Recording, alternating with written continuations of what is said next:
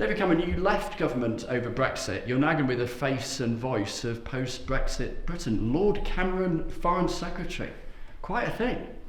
Well, I know it's not usual for a Prime Minister to come back in this way, but I believe in public service. The Prime Minister asked me to do this job, and it's a time where we have some daunting challenges as a country. The conflict in the Middle East, the war in Ukraine, and of course, I hope that 6 years as Prime Minister, 11 years leading the Conservative Party gives me some useful experience and contacts and relationships and knowledge that I can help the Prime Minister to make sure we build our alliances, we build partnerships with our friends, we deter our enemies, and we keep our country strong. That's why I'm doing the job, and I'm delighted to accept. You have expressed publicly recently disagreements with the Prime Minister. Have you promised to button it? Is it a collective responsibility from here on in? On the whole, as an ex-Prime Minister, I've tried to keep quiet about politics, stay out of politics. It's hard enough being Prime Minister without having your predecessors endlessly giving a running commentary. But look, of course, I've disagreed with some individual decisions, but politics is a team enterprise. I've decided to join this team because I believe Rishi Sunak is a good Prime Minister doing a difficult job at a hard time. I want to support him. I'm a member of the team, and I accept the Cabinet collective responsibility that comes with that. Let's explore what you've been doing since you were Prime Minister. The Treasury Select Committee accused you of a significant lack of judgment over your lobbying of ministers on behalf of the finance company Greensill. Why should voters trust your judgment now? Well, the most important thing I've done since leaving office was to act as president of Alzheimer's Research and to raise millions of pounds and help our scientists to get closer to a diagnosis and a cure for something that affects almost 1 million people in our country.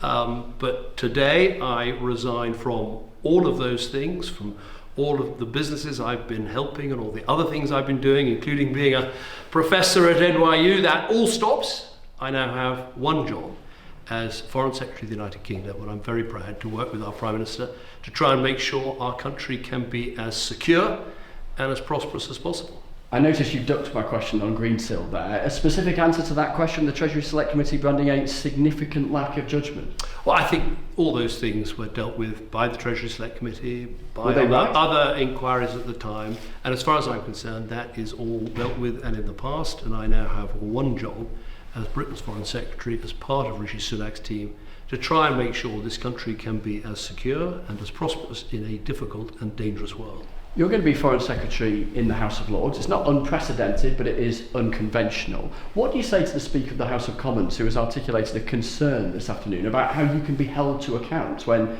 you can't appear in the House of Commons and face questions directly from MPs in there? Well, I will be held to account in the House of Lords, where I have to account for myself and for the government, and of course Andrew Mitchell and a very talented team of ministers at the Foreign Office will be held to account in the House of Commons.